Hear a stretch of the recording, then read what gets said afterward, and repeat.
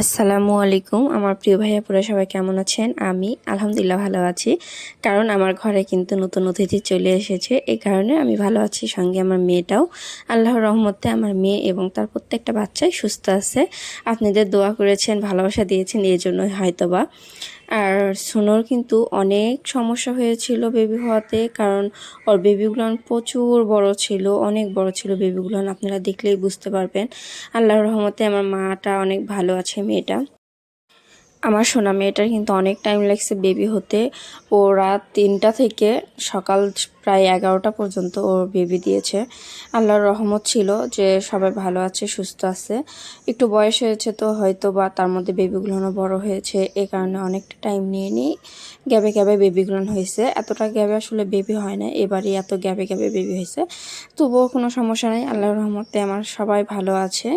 আমার নাতি নাতনি ছেলে মেয়ে সবাই ভালো আছে, এতে আল্লাহর কাছে শুকরিয়া। আপনারা আমার মেয়েটার জন্য, বাবুগুলানের জন্য অবশ্যই দোয়া করবেন। আর বাবুগুলান কেমন লাগতেছে দেখতে অবশ্যই কিন্তু সেটাও বলবেন। আপনাদের ঘরেও প্রেগনেন্ট বিড়াল থাকলে অবশ্যই কিন্তু নিয়ম মতো তাদেরকে খাওয়াবেন, মেডিসিন ভিটামিন সব ধরনের খাবার টাবার খাওয়াবেন। তাহলে কিন্তু মাশাআল্লাহ বেবি ভালো থাকবে আর মাটাও ভালো থাকবে। সবসময় পানীয় খাবারটা একটু বেশি খাওয়াবেন, তাহলে আল্লাহর রহমতে সবাই সুস্থ থাকবে। বেবি হওয়ার সময় একটা জিনিস সবসময় লক্ষ্য রাখবেন, আপনার ক্যাটটা আপনাকে সাপোর্ট দিতে বলছে নাকি। দিতে বললে অবশ্যই কিন্তু সাপোর্ট দেবেন। মাঝে মাঝে ওর কোমরটা একটু নাড়াই দেবেন, পেটের উপর হাত বুলায় দেবেন। এতে ওরা অসুস্থ হয় না, ওরা সুস্থ থাকে, ওদের মন মানসিকতা ঠিক থেকে ওরা সুস্থ থাকে, ওরা কোনো স্ট্রেস হয় না। আর অবশ্যই কিন্তু এই বাবু হওয়ার পরে যে ফুলটা থাকে সেটা খাওয়ার জন্য দেবেন। ফুলটা খাওয়াতে কিন্তু ওদের এনার্জি আসবে। আর ওইটা তো ওয়েস্ট, ওই জন্য ওরা খাইলে ওদের শরীরে সুস্থ থাকবে এবং ভালো থাকবে। এটা কিন্তু অনেক বিড়ালরা খায়, আবার অনেক বিড়াল খায় না। আমার সোনু কিন্তু আগে তেমন একটা খাচ্ছিল না, আজকে দেখলাম ও সব কয়টা ফুল খাইছে। আমরা নিষেধ করিনি, এতে কোনো সমস্যা নাই খাইলে। কারণ বেবি হওয়ার পরে মা বিড়ালরা উঠতে চায় না বাচ্চাদের ছেড়ে, তখন কিন্তু ওদের প্রচুর এনার্জি দরকার।